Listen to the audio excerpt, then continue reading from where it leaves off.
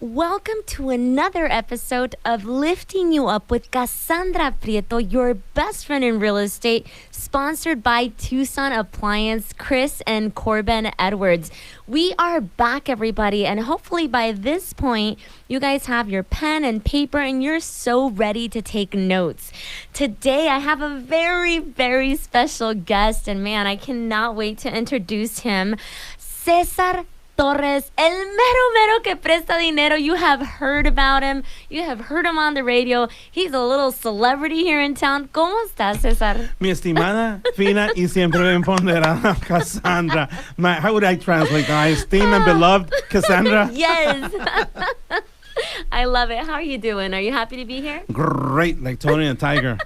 Like 9.5 out of 10. 9.5, guys. All right, you guys better keep up the energy because this is going to be, the next 30 minutes are just going to be so fun, high energy.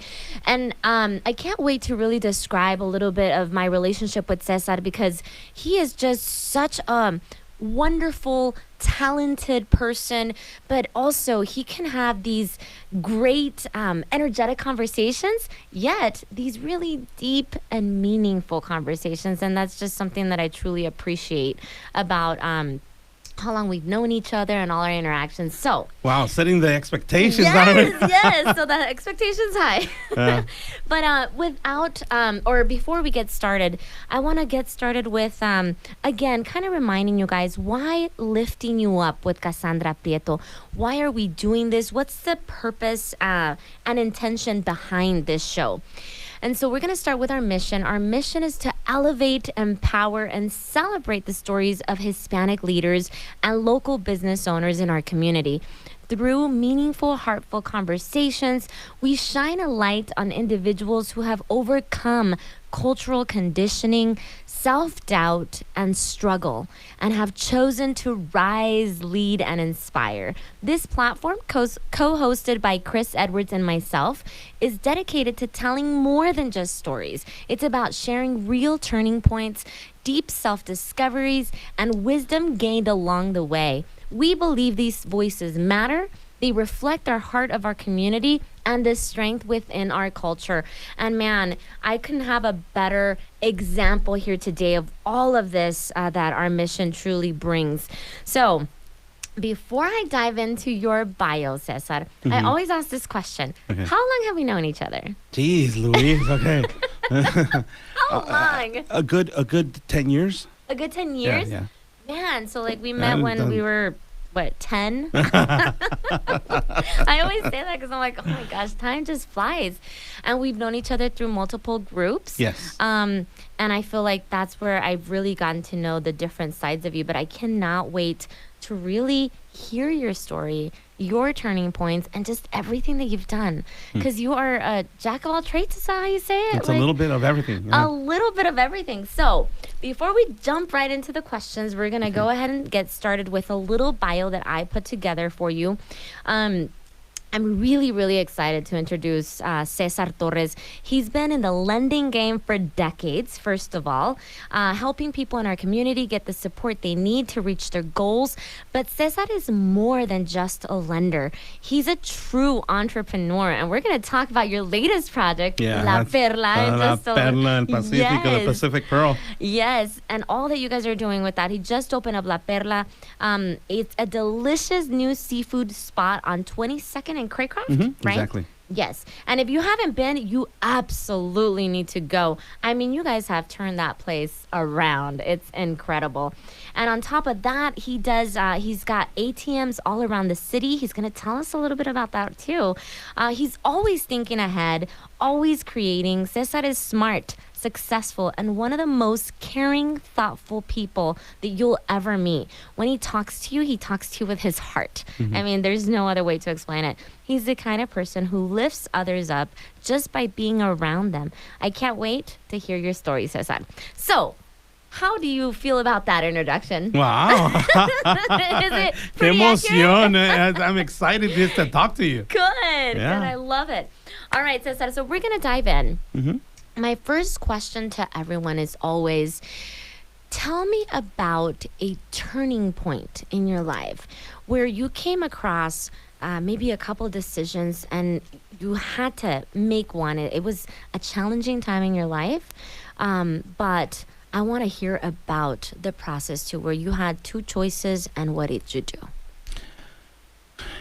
Throughout life, a través de la vida, we've had several situations that have made strong, impactful change in my life. I love that. And we could focus on one, but you need to know that throughout life, you need to take a step forward in a different path. And a person might tell you, hey, you think the grass is greener on the other side. Yes. And you have to say, yeah, I think the grass is greener on the other side. You need to take the leap of faith. ¿Qué puedo decir con respecto a los cambios? What can I say respectfully or in respect to change? I remember this one time when I was in between college and graduating. I did not have a penny. I did not have a penny, 2 pennies to rub together. And that was a turning point. Yeah.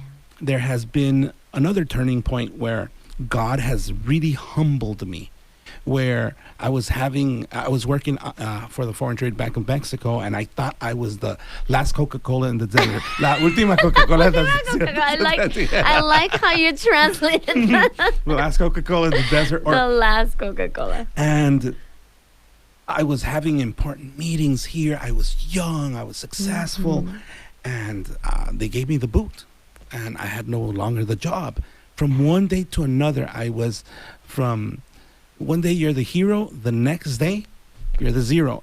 Y no sabía qué hacer, no sabía cómo seguir, porque toda mi vida había yo puesto todas mis esperanzas en lo que quería hacer allí en el banco.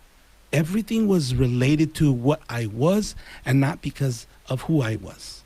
It's not Cesar. I was the banker. I was the graduate from the university and with a master's degree. But I was the job.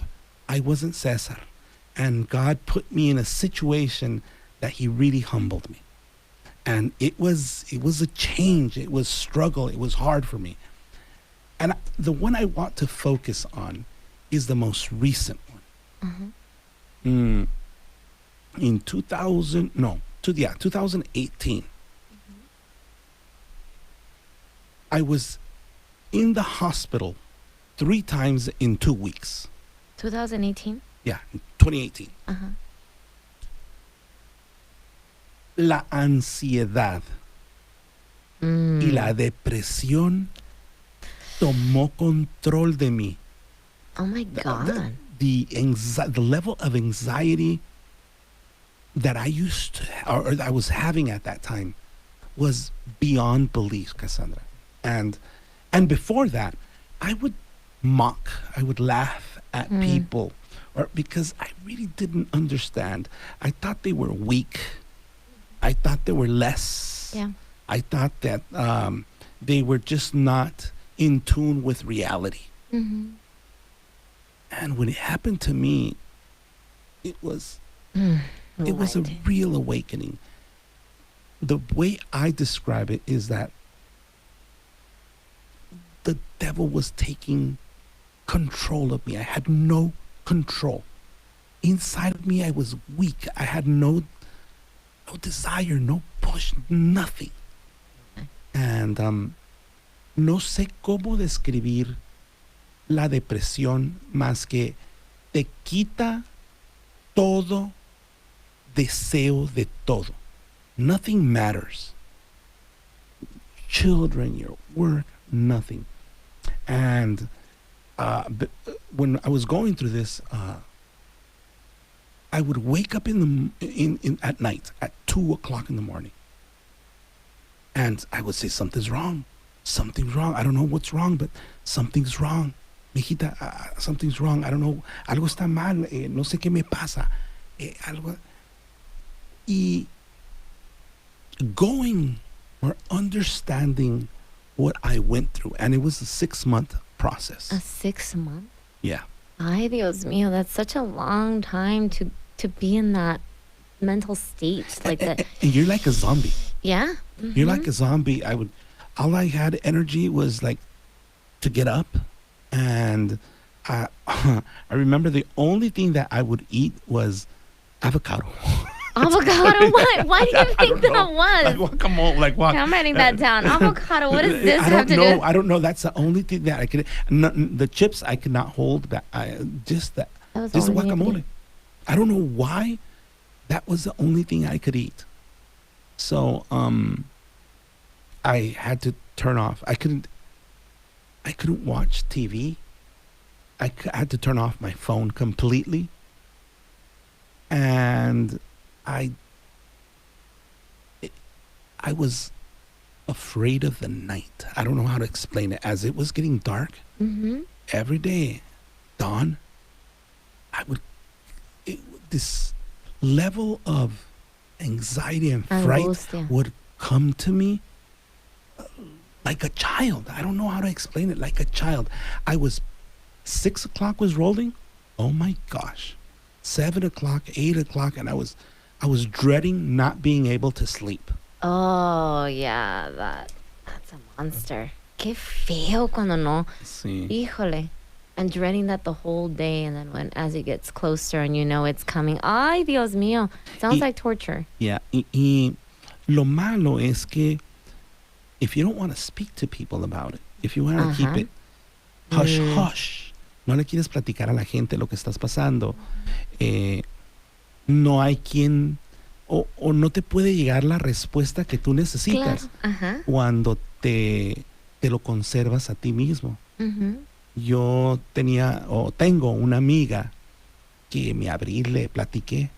Cesar, you need to go with so and so. She says, you really need to, because I've already gone through this. Mhm.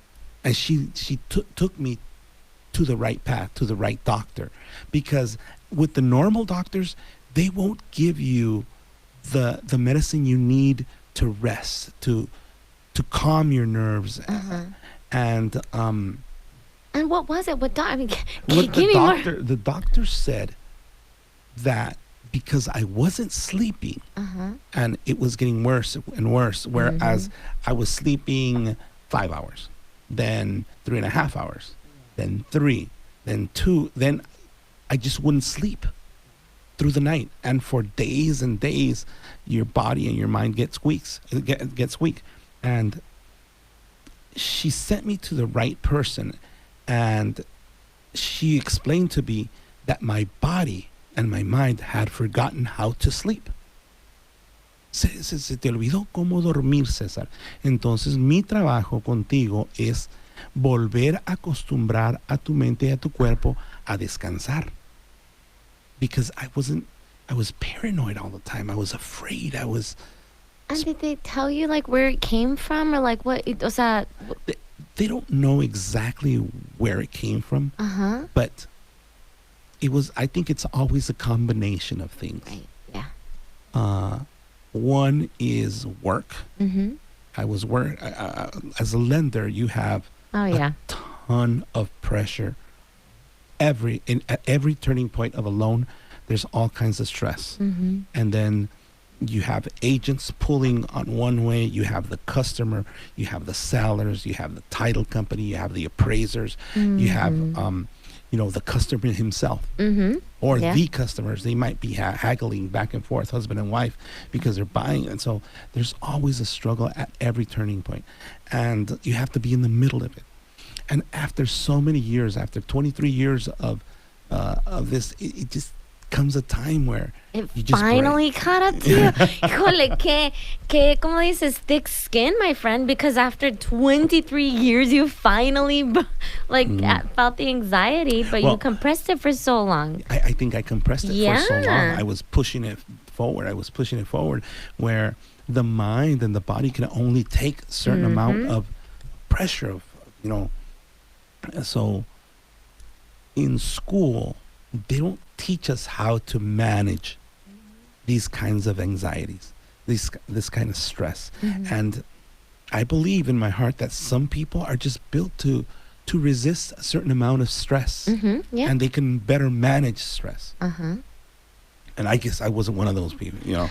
Well, can I reflect a couple of things that I've listened? So at the end of the month, we do takeaways. So I always want to make sure that I'm capturing like these moments. And some of my notes from what you've said, Cesar, I think you're absolutely right when it comes to they don't teach you in school how to handle, how to deal with, how to ask for help.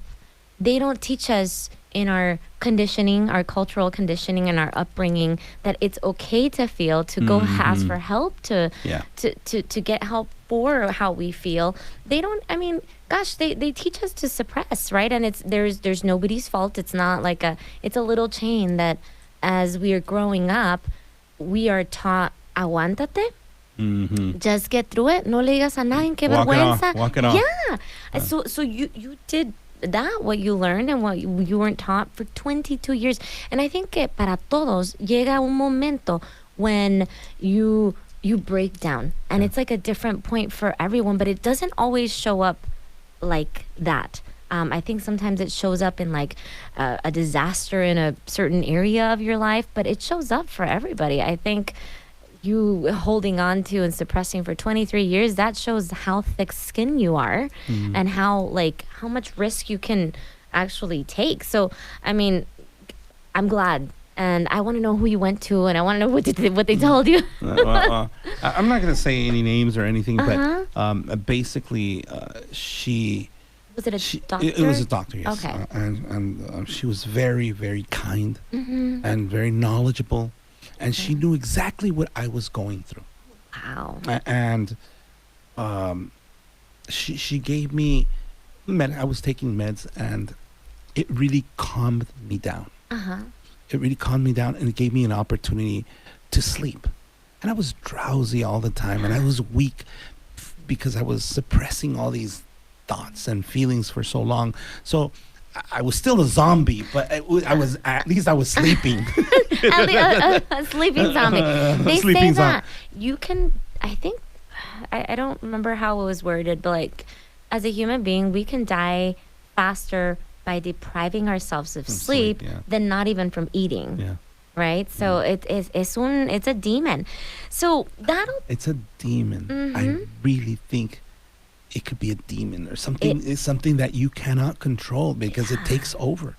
It takes over, and it just suppresses everything that you are is gone. And I can't wait till the end to ask you that. Like, I wonder how many people are listening right now that have been or that are going through something similar like this, because this is a common, people just don't talk about it. But my next question to you, this just takes us right into through this circumstance, through this 6 months and towards the end, what would you say that you learned about yourself that you had no idea you had in you through this whole 6 months of sleep deprivation, of going and even when you talk to your friend, what did you learn about yourself that you never would have imagined? This is not a positive thing to say about myself but it's true. Okay. That I was not as good as I thought, or I was not as tough as I thought, or that there's a fine line between being normal and just being off the rails. Te faltan dos pa'l peso, dicen por ahí, ¿no? Okay. And you could say it laughing in a laughing way right now because I look back and I could laugh about it. But at that moment, it was truly a very thin line between just normal and then being completely, lost and unable to control your thoughts or your feelings or your actions. Okay, so I mean, could that be also interpreted as that you were actually a lot more normal than what you thought? I mean, could that be? O sea, a lo mejor a veces pensamos que somos de piedra y que podemos y que todo. Sí. Pero a veces, o sea, this circumstance maybe taught you that you are more normal than you imagine. Que todos somos humanos, vulnerables. Así es. Y our upbringing teaches us that that's weakness. Hey. And that's why we have that in our mind. El Señor me puso en una situación donde yo lo considero, me humilló, me puso en esa situación para que yo tuviera que aprender algo. Y es que el Señor te aprendes porque aprendes, porque si no me quieres hacer caso, chiquito. Oye, no entendía eso, César, te lo juro, César, que no entendía eso hasta ya de grande, ya que soy grande. Pero I feel like just even a couple years ago, es que aprendemos porque aprendemos, quieras o no quieras, chiquitita, agárrate. Y si no aprendiste ahorita, let me throw you another circumstance, even worse. So pero tenemos que aprender. I love this. I want to dive into our last question that's going to go perfectly with this. If somebody is listening right this moment, and maybe they are in the initial beginnings of starting to feel the emptiness, the sadness, the loss for ambition in life in all areas of their life, and if they just started going through that, Cesar, what do you have to say to them? Taking you back to that initial beginning of when that happened. Someone's listening right now and they're going through depression, anxiety. They can't sleep. And they're terrified of that 6 o'clock hour. Yeah. What do you have to say to them? Don't ignore the signs. Si algo te está pasando, estás algo anormal, something abnormal, something that has been changing in your life, but you know it's a negative thought, you know it's a negative situation where you're not sleeping, do not ignore it. At least speak to someone about it, and you never know, that person has already gone through a situation. And I'm not saying just go speak to anyone about it. I'm saying, someone that you can relate to, someone that you trust, someone of your internal circle. Have them, speak to them, and just talk to and let them know what you're going through, and together you might come to a better conclusion than what and you might not be in the best of your state of mind to be able to cope with that situation, and you're ignoring it and you're thinking, okay, I'll walk it off. Just like you always do, and you know what? I'll be able to overcome this situation, but don't let it get too far, because it can really hurt your mind and your body. And I would not. I don't want anyone to go through what I went through. So if something is happening, get help as soon as possible. Talk to someone, let them know, and if that person doesn't really know, maybe he or she could take you to a person that does know. What do they say? You're 7 people away from knowing. I'm sure that you're like 2 or 3 people away from getting the right result. The right answer. Pero si habla con alguien que te pueda ayudar. No te conviertas en el zombie que fui yo, porque eso no es saludable para nadie. Sí.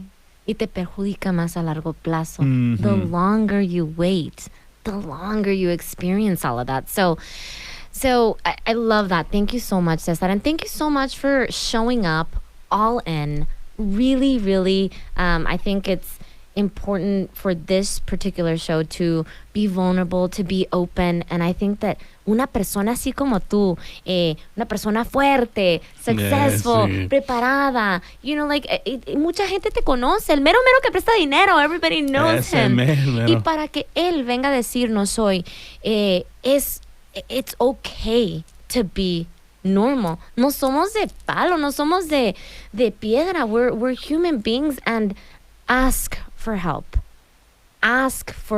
Talk about it. I think it's in our upbringing not to suppress, and it's so important to really there's so many resources out there. Así Go es. on YouTube. You can go see a doctor. You can look up motivational speeches on YouTube. I mean, I love Tony Robbins. You know that Yeah. I love him. But there's so many resources. Literally Google it, ChatGPT it, and there will be an immense amount of resources to help you get through that. But o sea, hasta las personas más fuertes que admiramos, this is like a big, courageous moment because I don't see any weakness in you, Cesar. I see un hombre hecho y derecho que now, o sea, se eleva con compartir y decir, no somos perfectos, no estamos hechos, somos humanos. And you went and you got the help that you needed. Y mírate. Y bueno, tenemos unos minutitos. I want you to definitely talk to us about La Perla before we wrap everything up. Primeramente, para la gente, la Perla del Pacífico, the Pacific Pearl, it's Tucson is the old pueblo, right? People know Tucson as the old pueblo. Mazatlan is also known as La Perla del Pacífico. Mazatlan is known as the Pacific Pearl. Yes. Yeah, so that's where we got the name. That's where you got the and my name. oldest is also Perlita. So there we go. So there we go. La That's Perla del awesome. Pacífico, yeah. Y acaban de tener la inauguración. ¿Cuándo fue eso? Sí, eso fue el viernes 27. 27, Sí, es ok. todo un éxito, todo un éxito. Todo un éxito. Contratamos a varios músicos, karaoke, De de todo. todas, sí, que nos pasamos súper bien. La gente está abriéndose, mucho anglo, mucho afroamericano. Oh, that's the beauty of the restaurant because I get to talk to all kinds of people. And I that's- think es that, tu mero mole, Cesar, I es tu love just mero talking mole. to I people. love just, that. you know, la viejita con el pastor, el señor empresario con su esposa, Ajá. los trabajadores, Ah. just everyone across, they like seafood. Ajá. And if you like seafood, La Perla del Pacífico is where to go. That's where you need to go. A ver, y dire, ¿cómo se pueden comunicar contigo para hacer una reservación? Y también si nos puedes dar la dirección para que puedan ir a visitar. Claro que sí. Mira, la dirección es 5601 East. Are you writing it down? No, I'm just I know, just right? kidding. I should be 56. A ver, despacito. 5601 Ajá, East ajá. 22nd. 22nd. Y está en la 22 y la Craycraft. 22 y la Craycraft. Ok. Entonces, cuando lleguen ahí, digan, escuchamos en la radio que tienen de la mejor seafood aquí en este lugar y estamos escuchando a César Torres, así que digan que escucharon el programa y los va a atender con todo el gusto del mundo. Con todo el y si se quieren comunicar es 520 790 2888 520-790-2888. Perfect. Cesar, thank you so much for being a part of Lifting You Up. I really, really appreciated your share. Thank you for showing up all in. Everybody listening, I hope that you took away notes and that you're taking all these comments and advice from these true life stories. So thank you again for being with us, Lifting You Up with Cassandra Prieto, your best friend in real estate, sponsored by Tucson Appliance, Chris and Corbin Edwards. If you guys have any questions, comments, make sure to look us up online. You can also reach out to me at 520-349-3248. Remember, if you want to comment on the show or have any questions, you can also reach out to Cesar, and we're going to give his phone number out one more time. Cesar? Well, if you want to contact me directly, Oh, yeah. it's 520-981-1053. If you want to call the restaurant, it's 520-790-2888. There you go. So there you have it. Cesar, thank you so much for being Cassandra, here today. nomás te quiero decir que es un orgullo compartir contigo el micrófono una vez más. Yes. Eres excelente en todo lo que haces. Eres Gracias. como tienes la estrella de David. Muchas gracias por contarme entre tus amigos. Thank you so much for Thank being you. here, Cesar. And thank you guys. Have a wonderful rest of your day and tune in next Saturday at 9:30, 92.5 FM en Urbana.